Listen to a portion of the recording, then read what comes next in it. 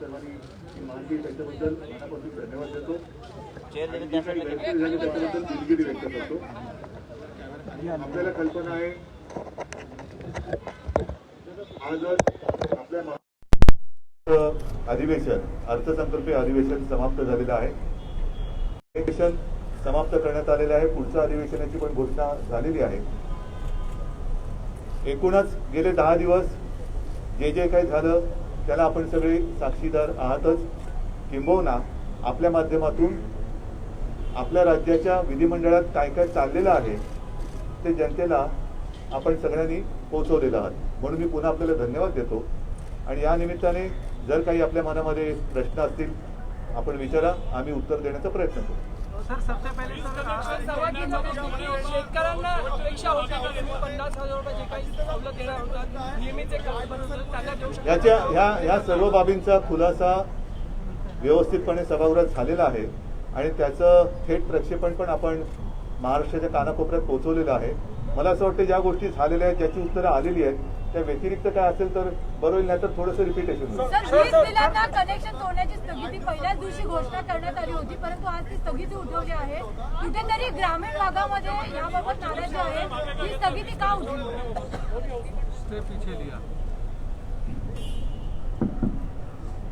हे 10 दिवसाचंच अधिवेशन होतं। अधिवेशन व्यवस्थितपणे पार पडावं त्यावेळेस नेमके ऊर्जामंत्री बाहेर गावी गेलेले होते, म्हणून मी राज्याच्या वतीनं सांगितलं की बाबा आम्ही अधिवेशन संपायच्या आत त्याबद्दलचं निवेदन त्या ठिकाणी करू। तोपर्यंत आपण स्थगिती त्या ठिकाणी दिलेली होती। आता इतकं मोठ्या प्रमाणावर त्याच्यामध्ये ओझा वाढत चाललेला आहे महावितरण कंपनीवर की ती कंपनी आता पुढं कशी चालणार हा यक्ष प्रश्न उभा राहिला।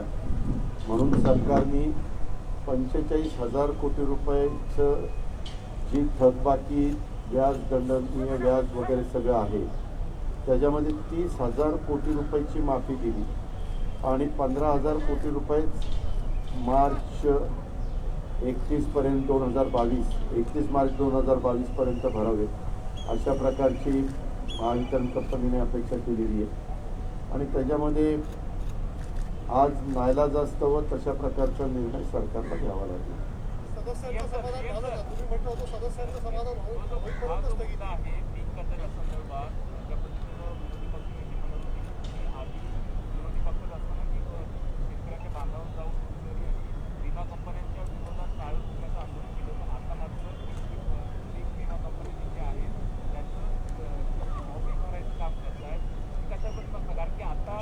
मी आपल्याला या विषयी एक कल्पना देऊ इच्छितो।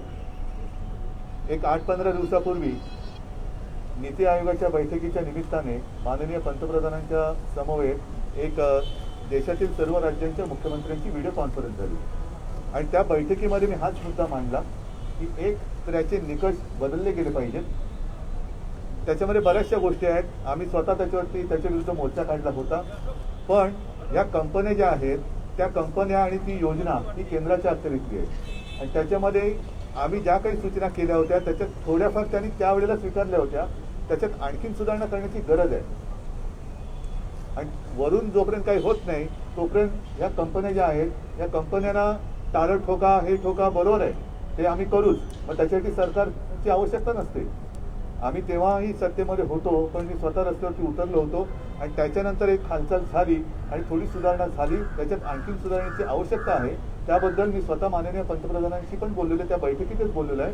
आम्हाला अशी अपेक्षा आहे की एकूणच केंद्राचं सरकार जे सांगतंय सातत्याने की शेतकऱ्यांच्या पाठी आम्ही उभे आहोत, तर या विषयात त्यांनी जे बोलतात ते करून दाखव।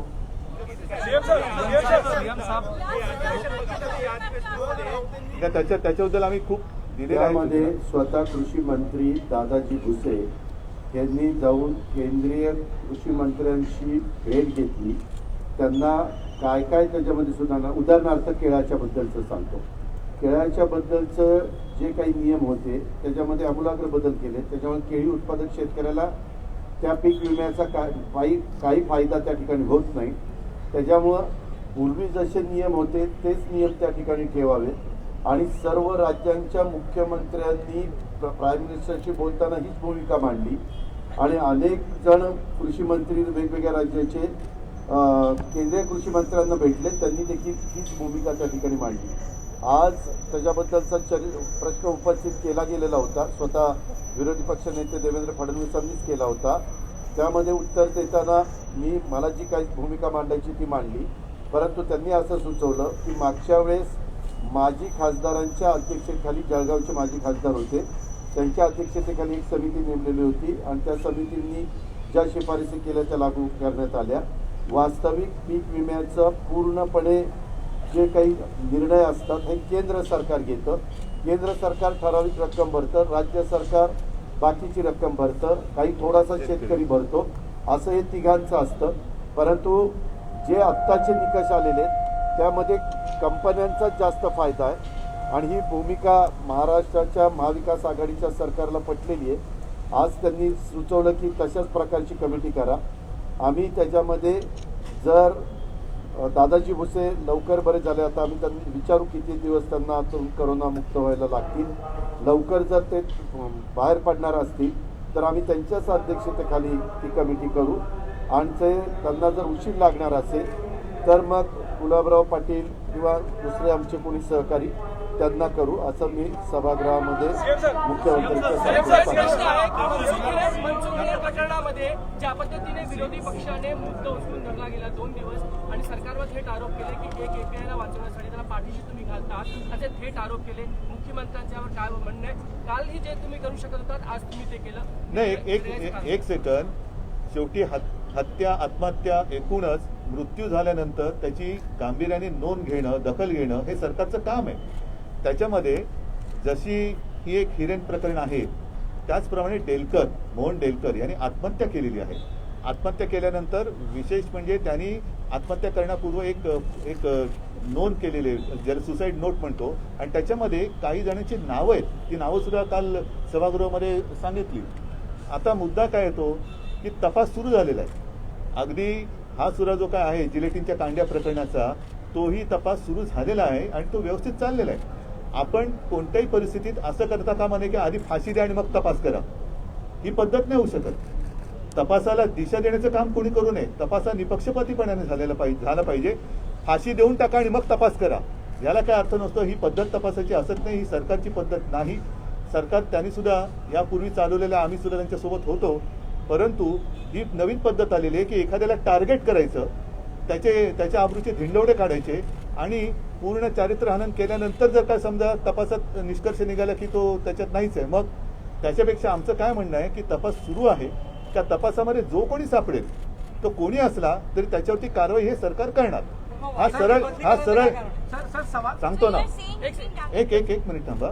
आता एवढं सगळं झाल्यानंतर ही एक बाब, हिरेन यांचा मृत्यू, ही दखल आम्ही गांभीर्याने घेतलेली आहेच आणि कोणताही मृत्यू, आता त्यांच्या कुटुंबियांनी तक्रार केलेली आहे, डेलकर यांच्या कुटुंबियांनी तक्रार केलेली आहे, तर ह्या तक्रारीची आम्ही दखल घेतलेली आहेच.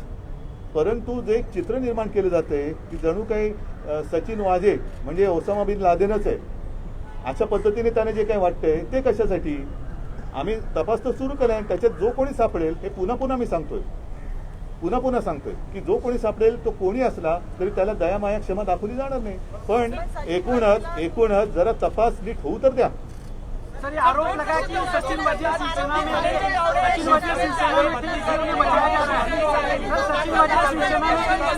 बदली करायच्या मागचं कारण असं आहे, मी आणि संसदीय कामकाज मंत्री सकाळी हाऊसला आलो, आम्ही लवकर 10 वाजता येतो आणि काय साधारण आपला हाऊसमधलं आज कामकाज आहे. आज हाऊसमध्ये पण भरपूर कामकाज होतं, ते सगळं वेळेमध्ये, कारण गिलोटीन पण 5:30 वाजता होतं. त्यावेळेस मला विरोधी पक्ष नेते आणि आशिष शेलार साहेब भेटायला आले आणि त्यांनी सांगितलं की ह्यांना बाजूला केल्याशिवाय आम्ही सभागृह त्या ठिकाणी चालू देणार नाही. शेवटचा दिवस तरी व्यवस्थितपणे पार पाडला पाहिजे.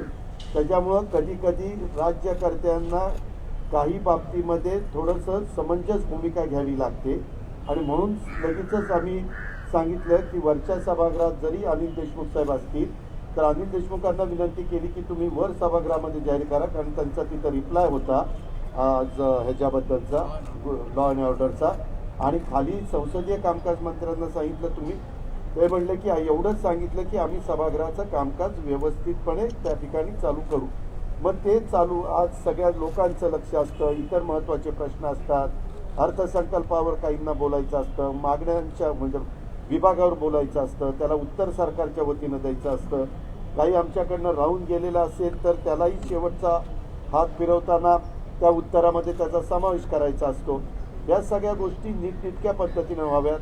आणि अर्थसंकल्पातलं महत्त्वाचं म्हणजे विनियोजन बिल, ते विनियोजन बिल खाली वर दोन्हीकडे मंजूर करायचं असतं. त्याकरता आम्ही अनिल यांनी स्वतः आम्ही दोघांनी बसलो, मुख्यमंत्र्यांना फोन केला. मुख्यमंत्री महोदय म्हणले की जर परब साहेबांना मला सांगितलं की जर तशा पद्धतीनं तो विषय संपत असेल आणि कामकाज सुरळीतपणे चालू होत असेल तर लगेचच विषय संपून टाका. त्या पद्धतीने आम्ही संपवलं. विरोधी पक्षाने दोन प्रश्न उपस्थित केले की धनंजय गावडेकडे त्यांच्या प्रॉपर्टीमध्ये सापडतं, लोकेशन सापडतं मनसुख हिरेन यांचं. आणि त्याचबरोबर त्यांनी प्रश्न उपस्थित केला की तुम्ही आतापर्यंत कारवाई का करत नाही, जर ते अजून पदावर राहिले तर जे काय पुरावे त्यांना ते डिस्ट्रॉय करू शकतात. तर तुम्ही अशी सेवेमध्ये का ठेवलं, त्यांना निलंबित का उनकी पत्नी ने भी असं नाही, एक मिनिट थांबव. काय होतं की म्हणून मी म्हटलं ना की आपल्याकडे प्रत्येक गोष्टीला एक एक यंत्रणा आहे. एखादा गुन्हा किंवा एखादी दुर्घटना घडल्यानंतर ती जर का संशयास्पद असेल तर तिच्या तपासासाठी पोलीस आहेत, पोलिसांमध्ये सुद्धा अनेक विभाग आहेत. मग क्राईम ब्रँच आहे, आता तर ती आम्ही ATS अँटी टेररिस्ट त्यांच्याकडे दिलेली आहे. आता हा तपास जर का सगळंच यांच्याकडे, यांची तपास यंत्रणा एवढी सक्षम असेल तेव्हा बाकीच्या ज्या काही गोष्टी आहेत पोलीस बिलीस हे रद्द करा आणि सगळं कारभार यांनाच करू द्या. कारण झाल्या सगळ्यांच्याकडे माहिती येत असेल म्हणजे यांची तपास यंत्रणा भारी आहे.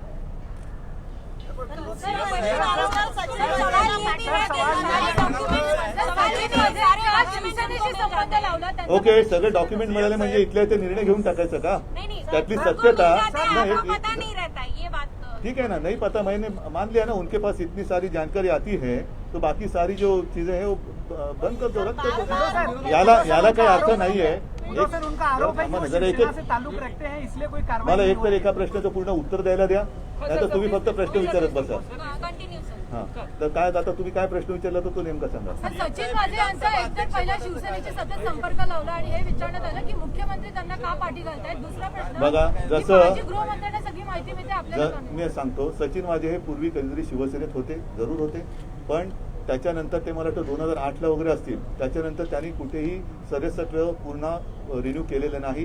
त्यानंतर त्यांचा शिवसेनेशी काही थेट संबंध नाही, परंतु किंवा कोणी नेताही नाहीये. तर त्याच्यामुळे जे काही विषय आहे ते निपक्षपातीपणाने बघण्याचा पहिला चष्मा लावा. आणि प्रत्येक ह्याच्यामध्ये मी म्हटलं ना की कारण नसताना एखाद्याला धरायचं, म्हणून विधानसभेतच जे काही चर्चा झाली त्याच्यात सचिन वाझेला काय तुम्ही का लटकवताय? कारण त्या एकाला बेडा टाकून म्हणजे त्याला घरातनं काल आले, डेलकर कुटुंबीय काल आले, त्यांचं व्यवस्थित स्टेटमेंट घेतलं गेलं. कुठल्याही प्रकारात आम्ही सुद्धा जर का आम्ही राजकीय चर्चांना बघितलं असतं तर पहिल्या क्षणाला आम्ही गुन्हा दाखल करून घेतला असतं की काहीतरी सापडलं हातात. पण आम्ही असं आताताईपणा केला नाही आणि करणार नाही. सगळ्या गोष्टी ज्या आहेत त्या पद्धतीने व्हायला पाहिजेत. म्हणून डेलकर कुटुंबीय आल्यानंतर त्यांनी स्टेटमेंट दिल्यानंतर मग गुन्हा दाखल केलं गेलेलं आहे. एवढं तरी तारतम्य जे आमच्याकडे आहे ते त्यांच्याकडे असायला पाहिजे.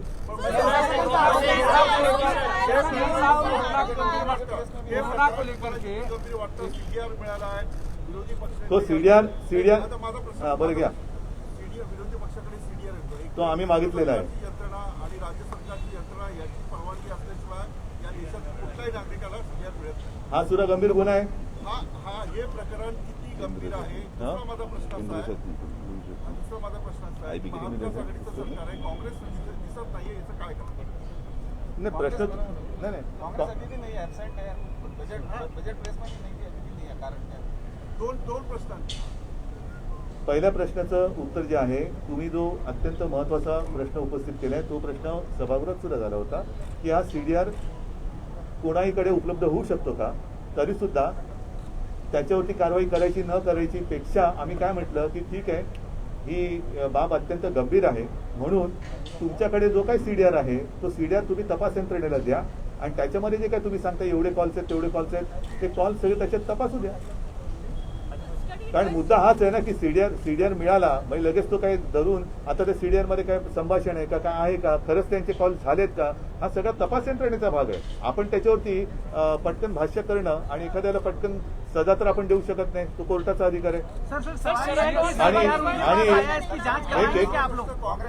आणि त्यांची सुद्धा चौकशी सुरू आहे. सर या पूर्ण प्रकरणावर सवाल है कि आपने एक हफ्ता जब पिछली बार फेसबुक लाइव पे आया था तो आपने एक हफ्ते का समय दिया था, लेकिन लगातार जिस तरीके से कोरोना का केसेस बढ़ रहे हैं उस तरीके से आगे का कदम होगा क्या? मेरा आज भी यही कहना है कि लॉकडाउन करना सब लोग चाहते हैं नहीं चाहते हैं. थैंक यू आपने मास्क चढ़ा लिया. और लॉकडाउन तो कोई पसंद नहीं करता, हम भी नहीं करते, पसंद नहीं करते, हम भी नहीं चाहते कि लोगों के ऊपर पाबंदी लगाए. लेकिन इसको अगर टालने की आवश्यकता है तो वो टालने के लिए जो भी करने की आवश्यकता है वो करिए.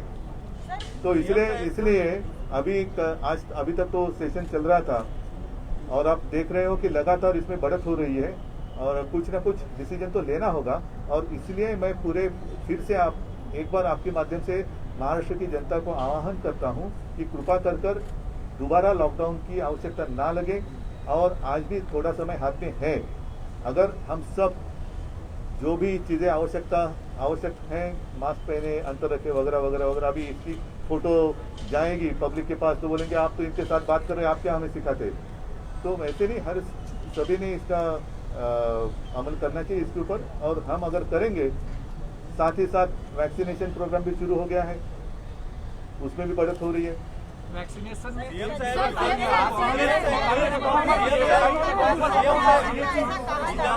कोरोना का विषय गंभीर है ना. नाही, त्यांचं कोरोना त्याच्यापेक्षा कोरोना गंभीर आहे ना. गंभीर बीमारी का झूठा सर्टिफिकेट देकर कई जगहों पर गंभीर बीमारी का झूठा सर्टिफिकेट देकर वैक्सीन लगाने की कोशिश कर रहे हैं. ऐसी कई जगहों की तस्वीरें पूरे सबकी जहाँ भी जानकारी आ रही है वहाँ भी हम जांच कर रहे हैं और जो भी वहाँ झूठा साबित हो रहे हैं उसके ऊपर कार्रवाई हो रही है.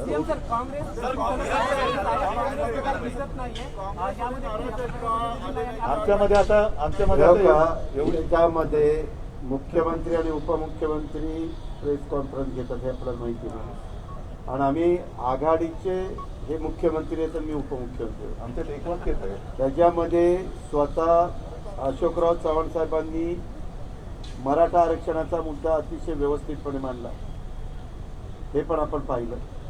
आम्ही सगळे एक आहोत आणि आम्ही तिन्ही पक्ष ठरू त्यावेळेस विधानसभा अध्यक्षाची निवडीची तारीख ठरेल. काही अडचण आम्ही तिघं ठरू त्या दिवशी.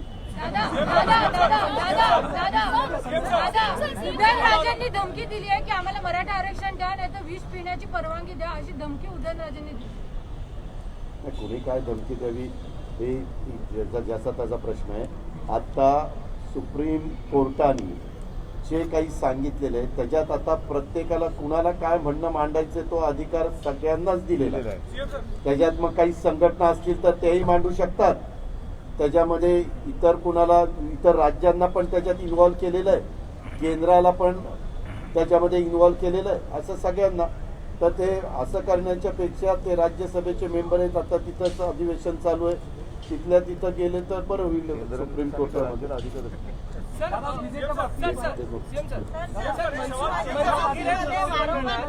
विरोधी पक्ष नेते वारंवार आरोप प्रत्यारोप करतात. ते बोलले की बडे नेत्यांचा पण याच्यामध्ये सहभाग राहू शकतो. सचिन वजेच्या ठीक जाऊ दे त्यांना. ठीक आहे, त्यांना काय चौकशी केल्यानंतर सगळं निष्पन्न होईल.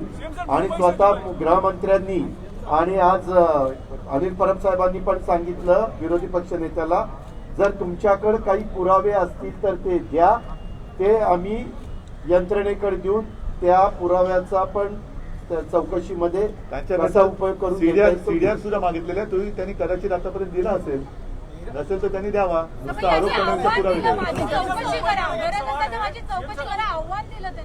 होईल ना, ती पण होईल जर आवश्यकता असेल तर. पण पहिल्या ते जे बोललेत की त्यांच्याकडे सीडीआर आहे तो आम्ही आज मागितलेला आहे, तो त्यांनी लवकरात लवकर द्यावा आणि तोही तपासून जे काय सत्य असेल. उलट माझं म्हणणं असं आहे, पुन्हा एकदा सांगतो की एखाद्याला फाशी देऊन त्याची चौकशी करण्यापेक्षा चौकशी करून फाशी द्या. ही आतापर्यंतची आपल्या देशातली न्यायाची पद्धत आहे. आता ते जर का ते बदलू इच्छित असेल तर ते जनतेला कळलं पाहिजे की नाही, आधी फाशी देणार आणि मग आम्ही चौकशी करणार. ही पद्धत ते बदलू इच्छित असतील न्यायाची तर त्यांनी तसं जाहीर करावं. जैन संघटनेने सर आज आंदोलन केली. महाराष्ट्रभरात जैन संघटनेने मनसुख करण्यात आंदोलन केली आणि सरकारवर त्यांनी आक्षेप घेतला की ते पूर्ण निष्पक्षपणे चौकशी करत नाही, कारण का तुम्ही माझ्याला दूर केलेला नाही, निलंबन केलेलं नाही. ठीक आहे. मला असं वाटतं आज 13 कोटी जनतेच्या आयुष्याशी संबंध असलेला अर्थसंकल्प जाहीर झालेला आहे आणि 13 कोटी ही फार मोठी संख्या आहे आणि त्याच्यावरती गांभीर्याने जेवढी चर्चा झालेली आहे तिच्याकडे जनतेचं जास्त लक्ष आहे आणि 13 कोटी जनतेचे मायबाप जनतेचे आशीर्वाद घेऊन आम्ही काम करतो आहोत आणि त्याच ताकदीच्या जोरावरती ही जी काही अडचणी येत आहेत त्याच्यात सुद्धा आम्ही जसं म्हटलेलं की निपक्षपातीपणाने चौकशी करू, त्याचाही निकाल लागेल. पण 13 कोटी जनता ही थोडी बाब नाहीये आणि तिच्या आयुष्याकडे लक्ष देणं ही सरकारची प्राथमिकता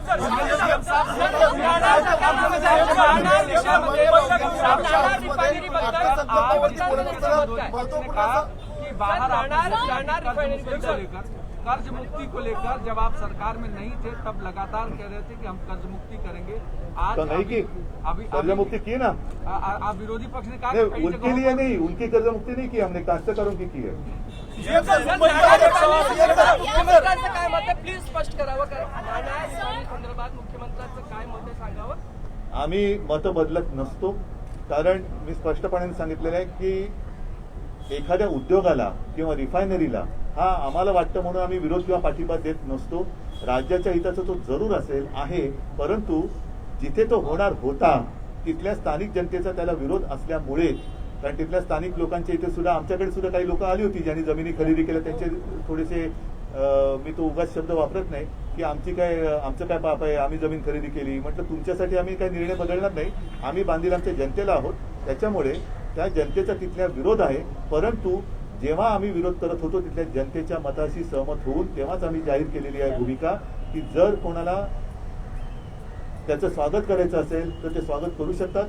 आज सुद्धा नाणार व्यतिरिक्त जी जागा आपण ठरवू त्या ठरवलेल्या जागेला स्थानिक लोक जर का स्वागत करत असतील तर आमचा त्याला काही विरोध नाहीये, पण ही रिफायनरी नाणारला होणार नाही हा निर्णय झालेला आहे. सीएम सर, कांजूरमार्ग के प्लॉट को लेकर सवाल है कि डीपी प्लान में क्या उसका आहे ना, पर्यायी जागा आहे. आता त्याच्यामध्ये पुन्हा एकदा सांगतो की पर्यायी जागा त्या रिफायनरी एखादा कोणताही प्रकल्प जर चांगला असेल तर तो सोडणं हे राज्याच्या हिताचं नसतं. हे आम्ही विरोधी पक्षात होतो किंबहुना त्यांच्यासोबत सत्तेत होतो तेव्हाही कळत होतं आणि आत्ताही कळतंय मला.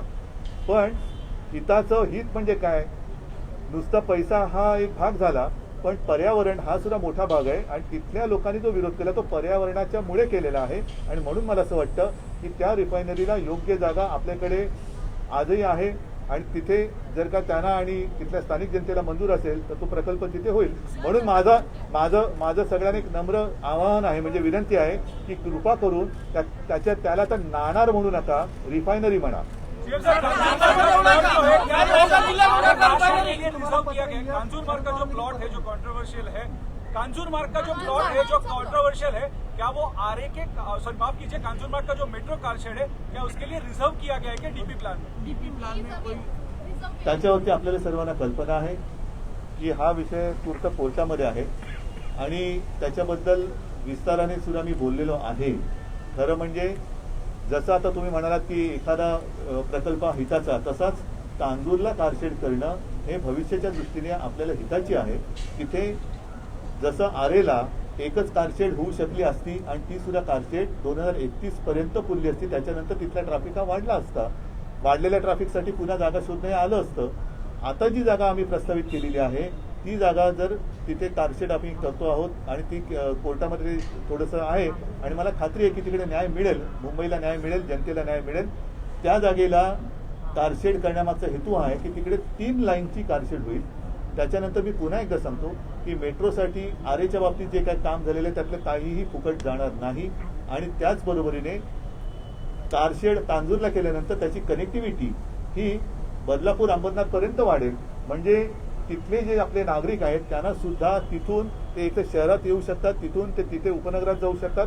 पुढच्या 50-100 वर्षासाठी आपल्याला तिथे कारशेड करणं हे आपल्या हिताचं राहील. सर, आज रेल मंत्री ने आरोप लगाया है कि बुलेट ट्रेन आप लोग करने नहीं दे रहे सर महाराष्ट्र में। रेल मंत्री ने आज सदन में आरोप लगाया है। मुंबई विद्यापीठाला अर्थसंकल्पामध्ये मुंबई केले ना ती केले ना आता झाली हो. त्याच्यानंतर ते आले होते आणि त्यांनी ते तळमळीने बोलले आणि ती गोष्ट खरी आहे. त्याच्याबद्दल आज आम्ही माननीय उपमुख्यमंत्र्यांनी घोषणा केलेली आहे. सर, रेल मंत्री ने आरोप लगाया सर, रेल मंत्री ने सदन में आज आरोप लगाया कि महाराष्ट्र सरकार बुलेट ट्रेन को लेकर सहयोग नहीं कर रही है। गुजरात में 95% लैंड एक्विजिशन हो गया, लेकिन महाराष्ट्र में देखिए, इसमें मैं आरोप नहीं लगाना चाहता, क्योंकि अगर मैं ऐसे कहूँ कि केंद्र सरकार हमें कानून में मदद नहीं कर रही है तो क्या ठीक रहेगा, सही रहेगा? तो ऐसी बातें नहीं होनी चाहिए. ये तू मैं की बात नहीं है. जनता का हित दोनों सरकार का कर्तव्य बनता है. हमारा कर्तव्य हम निभाएंगे, केंद्र का कर्तव्य केंद्र निभाएंगे.